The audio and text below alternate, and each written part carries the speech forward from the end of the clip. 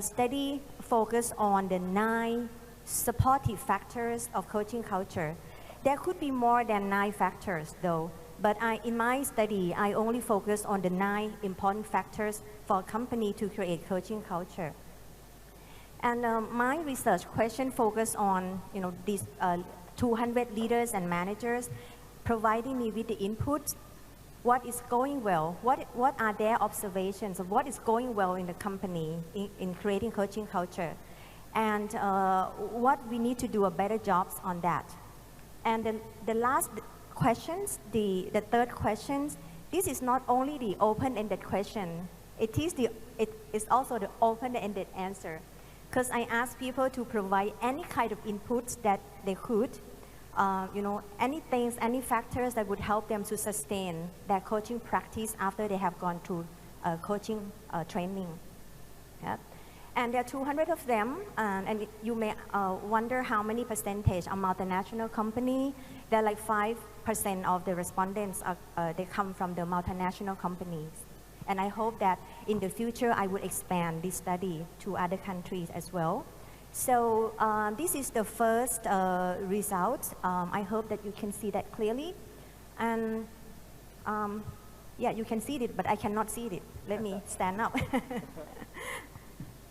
If you look at the right-hand side of the slide, those are the percentage of the people who agree that their organizations are doing well in each of the area.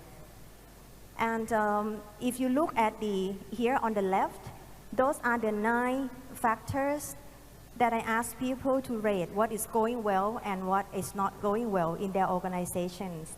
I will explain a little bit because some of them are self-explanatory. The first one, connecting cultures in coaching. What does it mean? It means that in their organization, the intent is very visible. The intent that the organization wants to create coaching culture is very visible for these leaders and managers. And this one also includes the questions such as they are encouraged to use one-on-one coaching with subordinates. It's visible for them. And these areas, it seems like they are doing very well because 76% of the respondents agree that they are doing quite well. And the next one, training. People see the benefits of coaching. That's the third one. Infrastructure is the budget and time allocation. As you can see that, more and more on the bottoms, those are the area that people don't observe that their companies are doing quite well. And on the bottom there, continuing support. What does it mean, continuing support?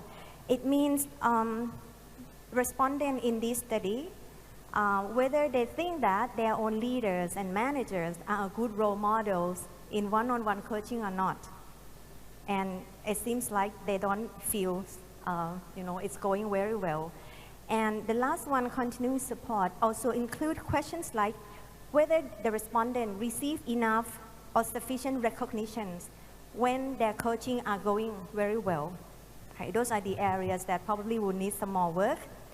The next question that I asked them in my research, what are the most important factors for them to be effective in learning coaching? For them to be effective in learning, especially only the coaching skills.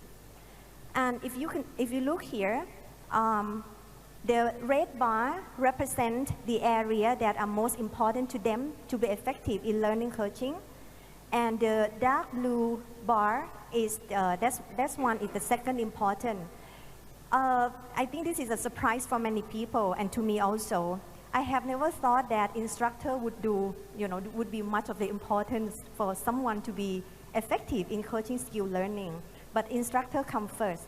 The second one is the commitment, and those are the commitment from the participant in the coaching class. Very interesting results. And this is the result from my third questions.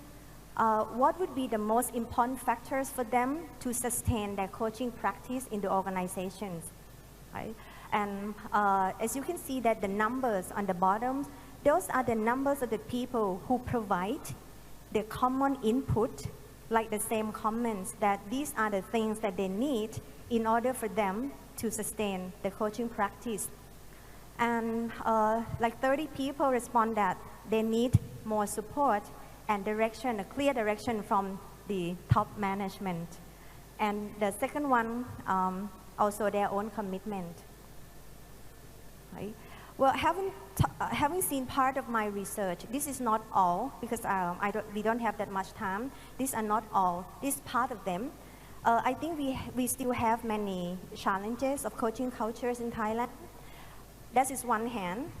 But on the other hand, I think we have great opportunity, because my respondents, they agree that 80% of the people think that people in their organizations share the same values, that they share the same beliefs, that coaching is crucial to their long-term and short-term success in the organization. For this slide, I would like to share with you the best practices from my affiliates. And if you look at the bottoms, that is their company's name. It's Organizational Navigation System, and they are the coaching company based in Switzerland and Israel. They have done a wonderful job in tracking the success of their coaches. And that is over 10 years' time. What I admire about them is that they don't stop measuring. They keep measuring. They keep tracking people that they have coached. And the result is incredible. And because of their impressive work, I asked this company to come to Thailand last 2 years to share with my clients what are some of the best practices that they apply in order to help the Fortune 100 companies create the coaching cultures. So if you look up top on the right, they started off facing the same challenges that we have been facing. I guess if you are providing coach training to leaders and managers in the organization, I think many people find the same challenges. Managers think that they are too busy, and they think that to be effective in coaching skill, you require the high level of skill in order to be effective. So they perceive that to be good in coaching, you need a lot of time out of the work. And those are perceptions. And 2 key points from my affiliates. They said if you want to create coaching culture, we have to have those 6 bullets in place. On the top, those are the involvement from the top, middle, and the basic levels of the management in the company. What does it mean? Let me illustrate by a very nice example of one of my clients, and this is telecommunication company. In selecting the training vendors to come into the company and provide the course training, normally the HR person will be the one who select the vendors. But in this company, they don't rely on HR only. So they ask each of the head of business unit, to come into the selection committee and then help in selecting the training vendors. So they involve people from the first day, top, middle, and basic levels, involving them from the first day. And also they share the best practices that we need the right system, the right process, and the right people in place. What does that mean? Let me illustrate by also a very good example from my client. And this case, they are the call center company. The head of the organization is managing director. And the leader, the managing director of this company, she provided the coach, ICF approved coach specific training to 23 key managers, and these are key managers in their organizations. And she invests in having people go through 42 hours and regular practices.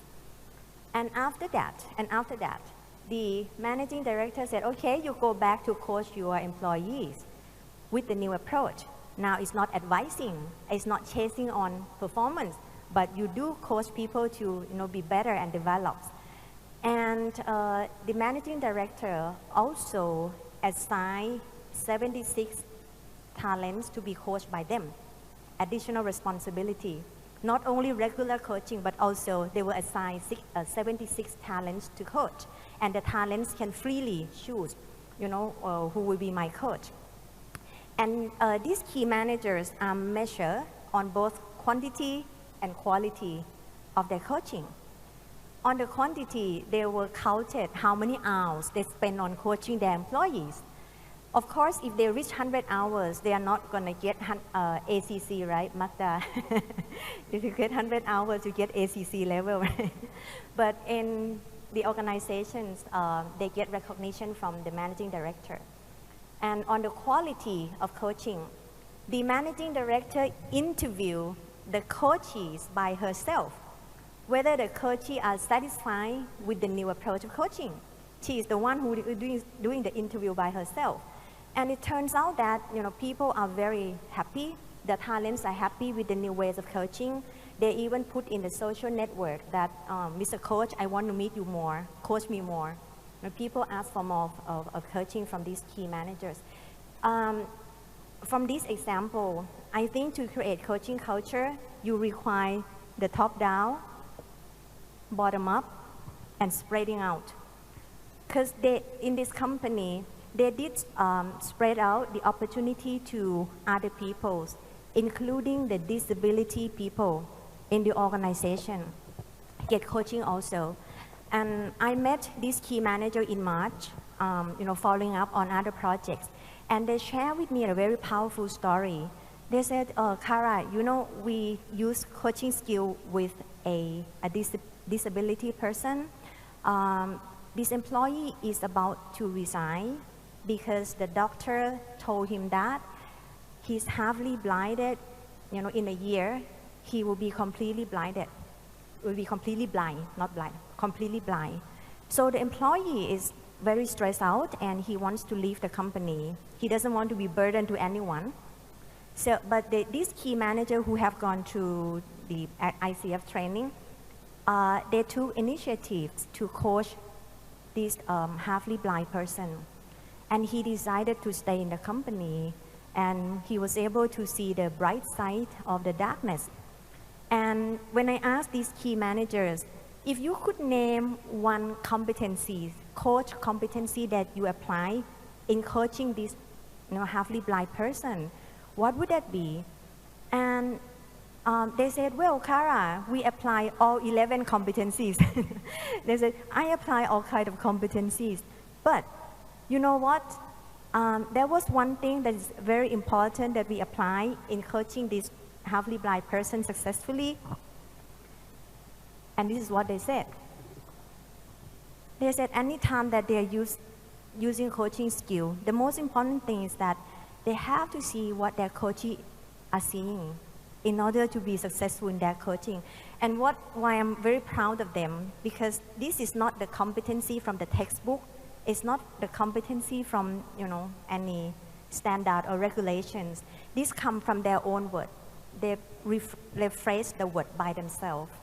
So that is all I would like to share for now. Thanks, Brian. Wonderful, thank you. You hear, as she says, coaching culture, top down, bottom up, and sideways. It's not just one direction. A lot of times I see they try actually to do a bottom up, but it's so important to get the very top of the house to really embrace coaching, to talk publicly about coaching, to see it really grow in an organization.